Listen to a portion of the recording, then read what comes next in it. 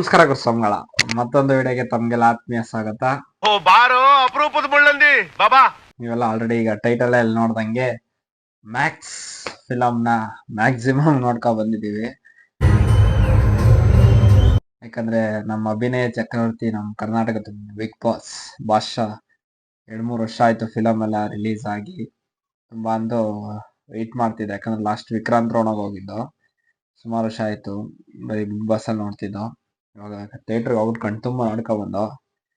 ನಿಜ ಫಿಲ್ಮು ಗೆಲ್ತಾ ಸೋಲ್ತಾ ಅನ್ನೋಕ್ಕಿಂತ ನನಗೆ ಏನ್ ಅನಿಸ್ತು ಅನ್ನೋದು ನಿಮ್ ಮುಂದೆ ಹೇಳ್ತೀನಿ. ವಿಡಿಯೋ ಶುರು ಮಾಡಕ್ಕೂ ಮುಂಚೆ ಇನ್ನೂ ಯಾರು ನನ್ನ ಚಾನೆಲ್ನ ಸಬ್ಸ್ಕ್ರೈಬ್ ಮಾಡಿಲ್ಲ, ದಯವಿಟ್ಟು ಸಬ್ಸ್ಕ್ರೈಬ್ ಮಾಡ್ಕೊಳ್ಳಿ. ಮತ್ತೆ ಹೊಸ ವಿಡಿಯೋಗಳಿಗೆ ಬೆಲ್ ಐಕನ್ ಸಹ ಒತ್ತಿ.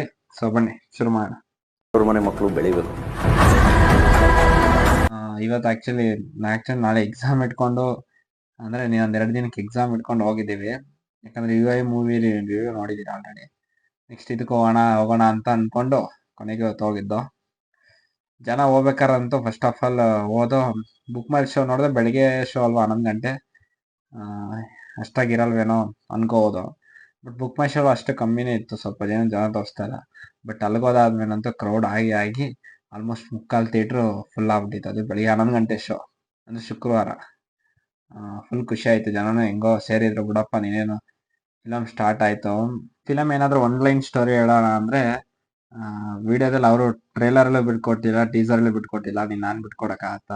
ಅಂದ್ರೆ ಒಂದ್ ಹೇಳ್ಬೋದು, ಒಂದು ಪೊಲೀಸ್ಗೆ ಕಷ್ಟ ಆದಾಗ ಯಾವ ರೀತಿ ಒಂದು ದೊಡ್ಡ ಗ್ಯಾಂಗ್ಸ್ಟಾರ್ ಬಂದಾಗ ಯಾವ ರೀತಿ ಕಾಪಾಡ್ತಾನೆ, ಯಾವ ರೀತಿ ಅವನು ಗೆಲ್ತಾನ ಸೋಲ್ತಾನ, ಅಂದ್ರೆ ಸುದೀಪ್ ಅವರು ಯಾವ ರೀತಿ ಪಾರಾಗ್ತಾರೆ ಅನ್ನೋದೇ ಮೀನ್ line story.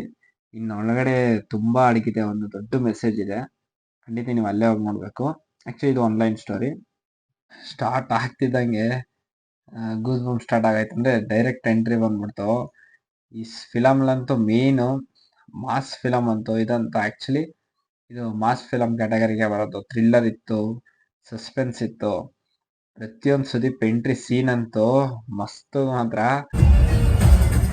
First time director actually ತೆಗ್ದಿರೋದು, ಫಸ್ಟ್ ಟೈಮ್ ಅವರು ಡೆಬ್ಯೂ ಡೈರೆಕ್ಟ್ರು. ನಿಜ ಹಂಗ ಅನ್ಸೇ ಇಲ್ಲ ಮಾತ್ರ, ಅಷ್ಟು ಸಖತ್ತಾಗಿ ತೆಗ್ದಿದ್ದಾರೆ. ನನಗಂತೂ ಕಣ್ತುಂಬ ನೋಡ್ಕೊಬಿಟ್ಟಿಲ್ಲ ಕಿಚ್ಚ ಸುದೀಪ್ನ ಎಂಟ್ರಿ ಕೊಡ್ತಿದ್ದಿದ್ ಸೀನು, ಅವ್ರು ಬೇರೆ ಬೇರೆ ತರ ಡೈಮೆನ್ಷನ್ ಇದ್ದಿದ್ದು. ಅಯ್ಯಪ್ಪ ಸ್ವಾಮಿ, ಚಿಂದಿ ಮಾತ್ರ.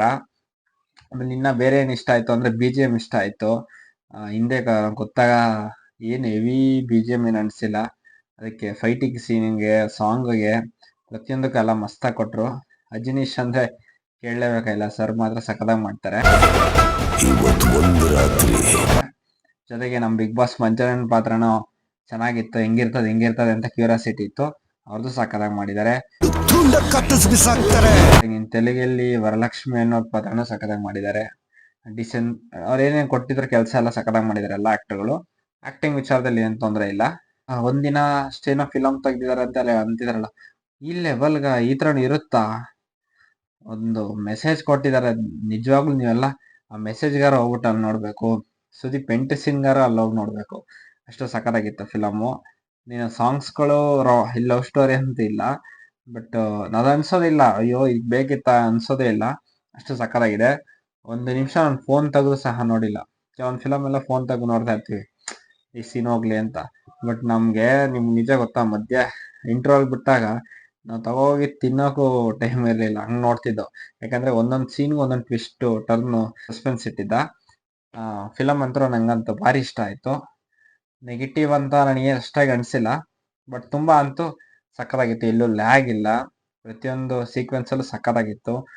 ಆಕ್ಷನ್ ಏನಾರ ಸುದೀಪ್ ನೀವು ಡಯಾಡ್ ಫ್ಯಾನ್ ಆಗಿದ್ರೆ ಸಂದು ಮಾಡ್ಕೊಳಕ್ಕೆ ಹೋಗ್ಬಿಡಿ, ಯಾಕಂದ್ರೆ ಇನ್ನೊಂದ್ಸಲ ಹೋಗ್ಬೇಕು ಅನ್ಸುತ್ತೆ, ಅಷ್ಟು ಸಖತ್ತಾಗಿದೆ ಮೂವಿ.